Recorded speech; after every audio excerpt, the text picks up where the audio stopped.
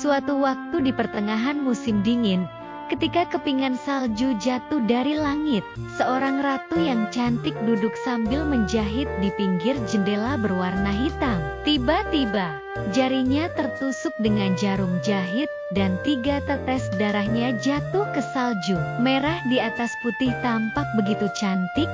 Lalu sang ratu berpikir, kalau saja aku kelak melahirkan seorang putri, aku ingin dirinya memiliki kulit seputih salju, bibirnya semerah darah, dan rambutnya sehitam bingkai jendela ini. Tak lama kemudian, sang ratu hamil dan memiliki seorang anak perempuan. Ajaibnya, sang putri kecil memiliki ciri-ciri yang mirip dengan apa yang sang ratu inginkan, yakni memiliki kulit seputih salju, bibir semerah darah, dan rambut hitam seperti kayu hitam. Lantas, sang ratu memberinya nama Putri Salju. Waktu terus berjalan dan Putri Salju tumbuh menjadi gadis yang cantik dan baik hati. Tidak hanya raja dan ratu saja yang menyayanginya, tapi juga dengan seisi penghuni istana dan para rakyat. Bahkan, kecantikan Putri Salju juga amat dikenal ke kerajaan lain. Pada suatu hari, sang ratu meninggal dunia. Putri Salju amat sedih karena kehilangan sosok ibu. Namun tidak lama, sang raja menikah kembali dengan wanita cantik dan menjadi pengganti ratu. Sayangnya, ratu yang baru alias ibu tiri dari Putri Salju ini sangatlah jahat. Dirinya adalah seorang penyihir yang memang berkeinginan untuk menguasai kerajaan. Setelah ibu tiri ini datang, dirinya menjadi wanita tercantik di seluruh negeri. Tak banyak yang tahu, ibu tiri ini memiliki sebuah cermin yang dapat berbicara. Setiap pagi, dirinya akan selalu memandangi cermin ajaib dan berkata, "Cermin, cermin di dinding. Siapakah di negeri ini yang paling cantik?" Cermin tersebut akan selalu berkata, "Anda, ratu saya, yang paling cantik di seluruh negeri ini." Sekarang ini, Putri Salju sudah berusia 7 tahun dan tumbuh dengan sangat cantik. Bahkan kecantikannya pun mampu mengalahkan sang ratu. Suatu hari, sang ratu bertanya pada cermin, "Cermin, cermin di dinding. Siapa wanita yang paling cantik di seluruh negeri ini?" Cermin ajaib tersebut menjawab, "Anda, ratu saya, namun Putri Salju masih 1000 kali lebih cantik dari Anda." Mendengar jawaban tersebut, sontak sang ratu menjadi amat marah dan sejak saat itu, dirinya begitu membenci Putri Salju.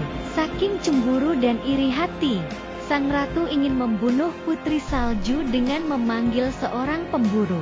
"Bawalah Putri Salju ke hutan ke tempat terpencil dan bunuhlah dia sampai mati. Sebagai bukti bahwa dia sudah mati, bawakan jantung dan hatinya kembali padaku." Pemburu segera melaksanakan titah tersebut dan membuat rencana untuk mengajak Putri Salju ke hutan. Ketika sang pemburu hendak membunuh Putri Salju, dirinya mulai menangis dan memohon supaya pemburu itu tidak membunuhnya. Bahkan dirinya juga berjanji untuk melarikan diri ke hutan dan tidak pernah kembali. Pemburu merasa kasihan padanya dan mengizinkan Putri Salju untuk pergi. Tepat pada saat itu, seekor babi hutan muda melintas. Pemburu langsung membunuh babi hutan dan membawakan jantung dan hati hewan tersebut kepada sang ratu. Saat ini, Putri Salju tengah sendirian di hutan besar. Dia sangat takut dan mulai berlari, hingga akhirnya, saat matahari hampir terbenam, ia datang ke sebuah rumah kecil. Rumah ini milik 7 kurcaci. Para kurcaci tersebut tengah bekerja di tambang, sehingga tidak ada di rumah. Putri Salju masuk dan menemukan segala sesuatu lebih kecil, tapi rapi dan teratur. Ada meja kecil dengan 7 piring kecil, 7 sendok kecil, 7 pisau kecil dan garpu, 7 cangkir kecil, dan di dinding ada 7 tempat tidur kecil, semua yang baru saja dibuat. Putri Salju begitu lapar dan haus, sehingga dirinya memakan sedikit sayuran dan roti yang ada di piring-piring kecil milik ke-7 kurcaci. Setelah merasa kenyang, dirinya merasakan kantuk dan ingin tidur. Berhubung tempat tidur para kurcaci tersebut sangat kecil, sehingga putri salju pun menyusunnya jadi satu dan dapat ditempati dengan nyaman. Ketika malam tiba, 7 kurcaci pulang dari kerja. Mereka menyalakan 7 lilin dan melihat bahwa seseorang telah berada di rumah mereka. Mereka begitu kaget karena ada seorang putri yang amat cantik tengah tidur di depan mereka. Demi Tuhan, demi Tuhan, Mereka berteriak. dia begitu cantik. Mereka tidak membangunkannya, tetapi membiarkannya tetap tidur di kasur. Ketika putri salju terbangun, mereka menanyakan siapa dia dan bagaimana caranya telah menemukan jalan ke rumah mereka. Putri salju pun bercerita banyak hal, mulai dari bagaimana ibu tirinya yang telah mencoba membunuhnya, bagaimana pemburu membiarkannya hidup, bagaimana ia kabur dan akhirnya datang ke rumah mereka. Para kurcaci merasa kasihan dan mengizinkan sang putri salju untuk tinggal bersama mereka dengan satu syarat, yakni mengurus rumah dan memasakkan mereka makanan. Sang putri merasa senang dengan syarat tersebut dan langsung menyetujuinya. Di kerajaan, sang ratu lagi-lagi menuju ke cermin ajaibnya dan bertanya, Cermin di dinding. Siapa wanita yang paling cantik di seluruh negeri ini? cermin ajaib itu menjawab, Anda, ratu saya, memang cantik. Namun, putri salju yang tengah berada di atas gunung jauh lebih cantik dari Anda. Sang ratu tentu saja terkejut dan marah kepada pemburu karena dirinya ditipu mentah-mentah. Hal itulah yang menyebabkannya merencanakan untuk membunuh putri salju dengan tangannya sendiri. Akhirnya, sang ratu pun menyamar sebagai seorang wanita penjual tua dan pergi ke rumah kurcaci itu untuk menjual apel. Ketika sudah sampai di depan pintu rumah kurcaci, sang ratu yang tengah menyamar menjadi penyihir mulai mengetuk pintu. Bukalah, aku wanita tua dengan penjual barang-barang bagus untuk dijual. Putri salju mendengar perkataan tersebut, langsung mengintip keluar jendela. Apa yang Anda miliki? Beberapa butir apel, nak, sangat manis rasanya. Cobalah. Ketika putri salju menggigit apel tersebut, tapi tidak sampai habis, putri salju sudah jatuh ke tanah dan mati.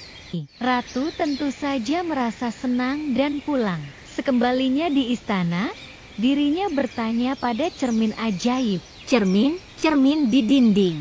Siapa wanita yang paling cantik di seluruh negeri ini? Cermin ajaib itu pun menjawab, Anda, ratu saya, yang paling cantik di negeri ini. malam hari tiba, para kurcaci pulang dari tambang. Putri salju tergeletak di lantai, dan dia sudah mati.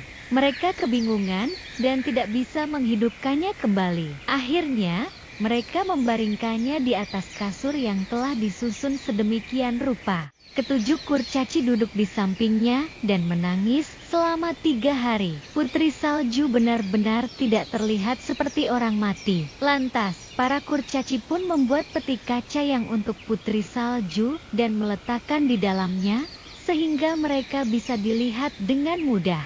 Putri salju berbaring di peti mati waktu yang sangat lama, dan dia tidak membusuk, hanya terlihat seolah-olah sedang tidur. Suatu hari seorang pangeran muda datang ke rumah kurcaci dan ingin tempat bermalam.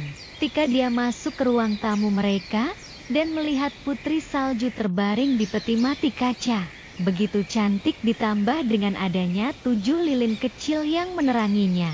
Pangeran langsung jatuh cinta dan meminta para kurcaci untuk menjual peti mati beserta putri mati yang ada di dalamnya itu kepada dirinya. Tetapi para kurcaci tidak mau. Kemudian pangeran meminta untuk memberikan kepadanya secara cuma-cuma dan akan menghormatinya sebagai hal yang paling dihargai di bumi. Para kurcaci pun merasa kasihan kepada pangeran dan memberikan peti mati berisi putri salju itu. Pangeran membawa peti mati ke istananya dengan dipanggul oleh beberapa pengawalnya. Tiba-tiba, salah satu pengawal tersandung batu, sehingga peti mati pun goyang. Hal itulah yang membuat tubuh putri salju ikut goyang dan tersedak. Akhirnya, semua orang termasuk pangeran menurunkan peti mati dan melihat apa yang tengah terjadi. Potongan apel beracun bekas gigitan Putri Salju langsung terlepas keluar dari tenggorokannya, dan Putri Salju hidup kembali. Dia bangun dan berjalan menemui pangeran yang berada di samping dirinya dengan sukacita. Akhirnya, mereka pun melangsungkan pernikahan di istana milik pangeran dan turut serta mengundang sang ratu beserta ketujuh kurcaci. Pagi itu, sang ratu lagi-lagi melangkah di depan cermin dan berkata, Cermin, cermin di dinding, siapa wanita yang paling cantik di seluruh negeri ini? Cermin menjawab, Anda, ratu saya, memang cantik. Namun, Putri Salju yang telah menjadi ratu muda 1000 kali lebih cantik dari Anda. Sang ratu merasa marah dan cemburu lagi. Akhirnya, dirinya pun memutuskan untuk datang ke pernikahan Putri Salju untuk balas dendam. Sayangnya, kereta kuda yang ditumpanginya jatuh terperosok ke jurang dan tewas seketika. Sementara cermin ajaibnya turut pecah karena pemiliknya pun telah tiada.